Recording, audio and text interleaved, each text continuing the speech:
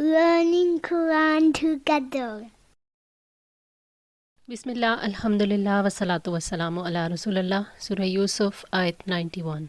कौलू तल्लाही, उन्होंने कहा अल्लाह की कसम, लक़द आसारकल्लाहु अलैना, बिलाशुबा यकीनन अल्लाह ताला ने तुम्हें हम पर फ़ौक़ियत दी, व इन कुन्ना लख़ातिईन, और बेशक हम ही यकीनन ख़ताकार थे। यूसुफ़ अलैहिस्सलाम के भाइयों ने कहा कि अल्लाह की कसम, अल्लाह ताला ने आपको हम पर तरजीह दी है। आप अपने इखलाक की वजह से, अपनी आदात की वजह से काबिल तरजीह ठहरे। आपको अल्लाह ताला ने फ़जीलत अता फ़रमाई। उन्होंने अपने कसूरों और हज़रत यूसुफ़ अलैहिस्सलाम की अज़मत का इकरार कर लिया कि हमने ही आपको तकलीफ़ पहुँचाई, आपको आपके प्यारों से, आपके बाप दादा से दूर किया। यकीनन हम कसूरवार हैं। कौला, उसने कहा, ला तसरीबा, कोई मुलामत नहीं, अलैकुमुल यौमा, तुम पर आज के दिन।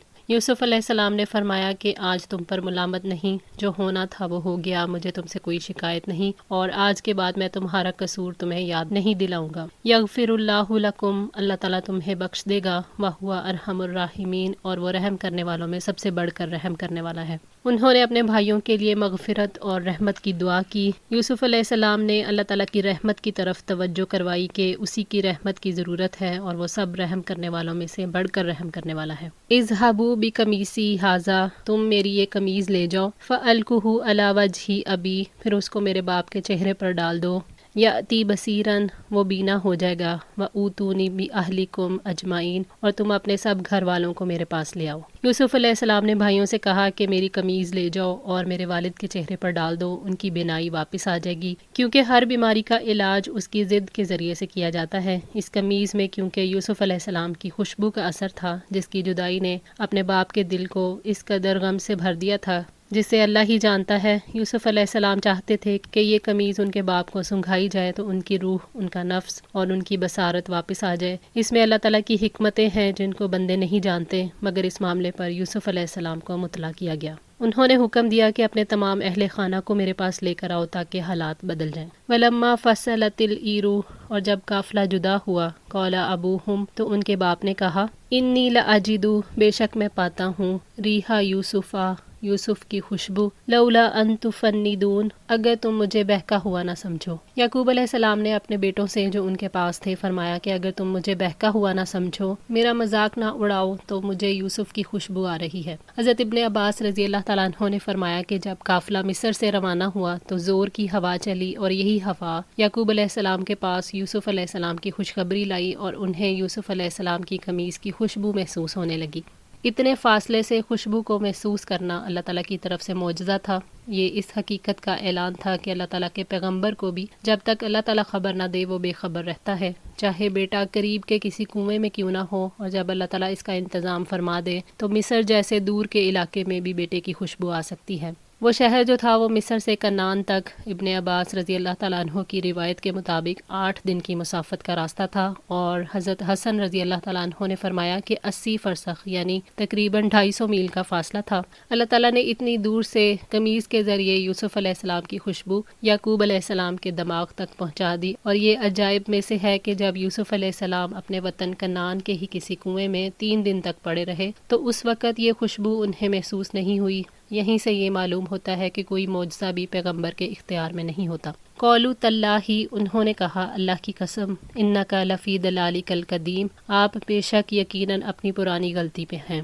याकूब अलैहिस्सलाम के बेटों ने अल्लाह की कसम खाकर कहा कि आप तो अपनी उसी गलती पर हैं, आप तो यूसुफ की मोहब्बत में इस कदर डूबे हुए हैं कि आपको मालूम ही नहीं होता कि आप क्या कह रहे हैं। फलम्मा अंजा अलबशीरू, सो जब खुशखबरी लाने वाला आया, अलकाहू अला वजहिही, उसने डाला उसे उसके चेहरे के ऊपर, फरतद्दा बसीरन, चुनाचे वो बीना हो गया। कौला अलम अकुल्लकुम, उसने कहा क्या मैंने तुमसे नहीं कहा था, इन्नी अअलमु मिनल्लाहि मा ला तअलमून, कि बेशक मैं अल्लाह ताला की तरफ से वो बातें जानता हूँ जो तुम नहीं जानते। बशीर से मुराद कासिद है जो यहूदा थे। आप याकूब अलैहिस्सलाम के सबसे बड़े साहबजादे हैं। आप ही अल्लाह के नबी के पास यूसुफ अलैहिस्सलाम की खून से भरी हुई कमीज़ लाए थे, और आप ही गुनाह की तलाफ़ी के लिए बशीर बनकर यूसुफ अलैहिस्सलाम की कमीज़ लाए और बाप के मुंह पर डाल दी। कमीज़ के पड़ते ही आपकी बेनाई बहाल होगी। इब्ने कसीर। یعقوب علیہ السلام نے ان لوگوں سے کہا جو وہاں ان کی رائے کو جھٹلا رہے تھے کہ میں تو شروع ہی سے یہ کہتا تھا کہ مجھے اللہ کی طرف سے وہ باتیں پتہ ہیں جنہیں تم نہیں جانتے۔ میں تو یوسف کے ملنے کی امید رکھتا تھا، مجھے معلوم تھا کہ اللہ تعالیٰ یوسف کو میرے پاس لائے گا اور غم کا یہ دور ختم ہو جائے گا۔ قالوا یا ابنا، انہوں نے کہا اے ہمارے ابا جان، استغفر لنا ذنوبنا، ہمارے لیے ہمارے گناہوں کی بخشش کی دعا کریں، انا کننا خاطئین، یقیناً ہم ہی خطا کار تھے۔ بیٹوں نے باپ کے سامنے اعتراف جرم کیا اور ندامت کا اظہار کرتے ہوئے کہا کہ ہم سے واقعی بہت بڑی خطا ہوئی، ہم نے آپ کے ساتھ جو سلوک کیا اس کی وجہ سے ہم خطا کار ہیں، آپ اللہ تعالیٰ سے ہمارے گناہوں کی معافی مانگے۔ قال سوف استغفر لکم ربی، اس نے کہا میں تمہارے لیے جلد ہی اپنے رب سے بخشش کی دعا کروں گا، انہ هو الغفور الرحیم، یقیناً وہی بے حد بخشنے والا نہایت رحم والا ہے۔ یعقوب علیہ السلام نے بیٹوں کی ندامت محسوس کر کے کہا کہ دعا قبول ہونے کا وقت آنے دو، میں اپنے رب سے تمہارے گناہوں کے لیے استغفار کروں گا، وہ خطاؤں کو بے حد بخشنے والا ہے، مہربان ہے، جو بھی سچے دل سے توبہ کرتا ہے وہ اس پر رحم فرماتا ہے اور اس کے گناہ معاف کر دیتا ہے، مجھے امید ہے کہ وہ تمہیں معاف کر دے گا اور تمہیں اپنی رحمت سے ڈھانپ لے گا۔ یہاں یعقوب علیہ السلام نے استغفار کو فضیلت والے مبارک وقت کے لیے مؤخر کر دیا تاکہ استغفار قبول ہو جائے۔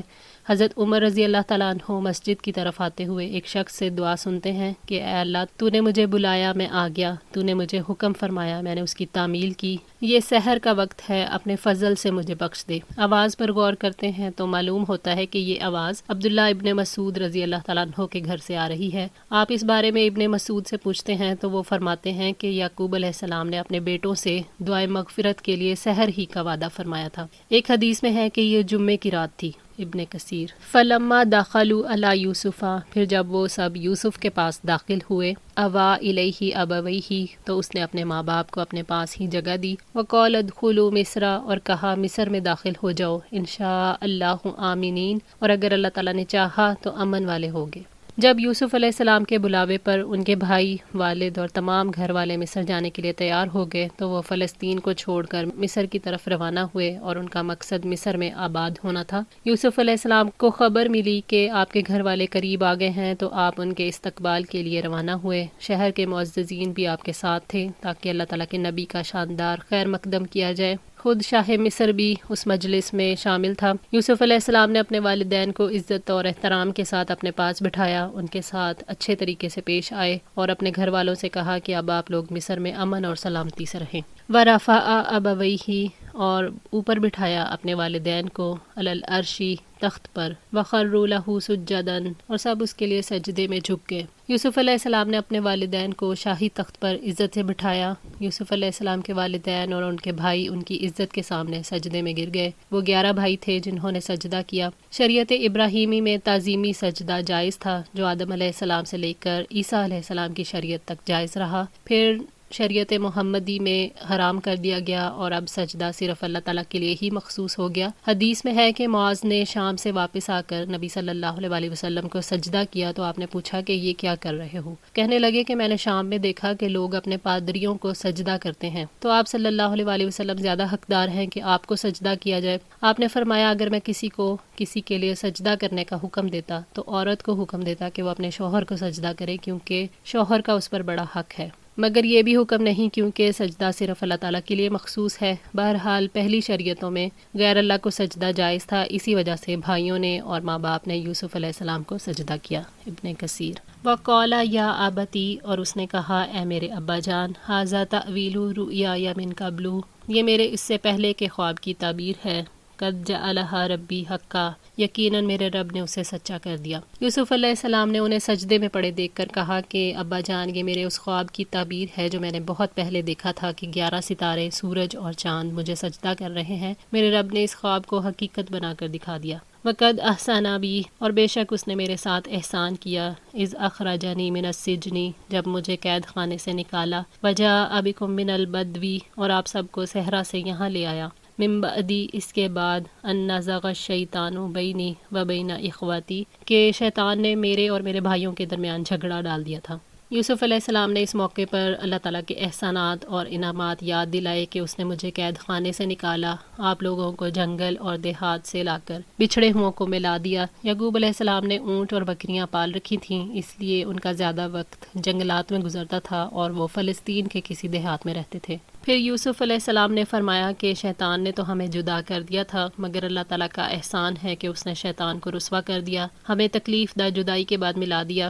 یوسف علیہ السلام نے اس انداز سے بات کی کہ گناہ اور جہالت کو شیطان کی طرف منسوب کیا، اور یہ نہیں کہا کہ اللہ تعالیٰ تمہیں بھوک اور معاشی بدحالی سے نکال کر یہاں لے آیا، اور نہ ہی یہ کہا کہ اس نے تم پر احسان کیا، بلکہ یہ کہا کہ اس نے مجھ پر احسان کیا۔ ان ربی لطیفن، بے شک میرا رب بہترین تدبیر کرنے والا ہے، لما یشاء، اس کی جو وہ چاہتا ہے، انہ هو العلیم الحکیم، یقیناً وہ سب کچھ جاننے والا کمال حکمت والا ہے۔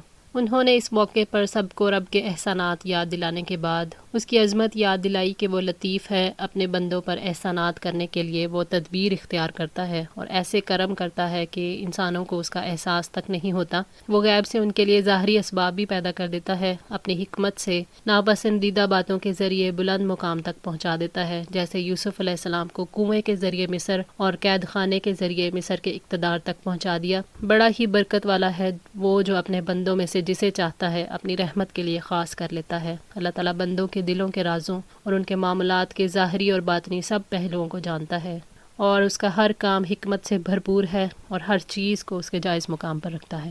آج کے لیے اتنا ہی۔ دعا ہے اللہ تعالیٰ ہماری اس کوشش کو قبول فرمائے، ہماری غلطیوں کوتاہیوں کو معاف فرما کر ہماری اصلاح فرمائے۔ جزاکم اللہ خیر، والسلام علیکم ورحمۃ اللہ وبرکاتہ۔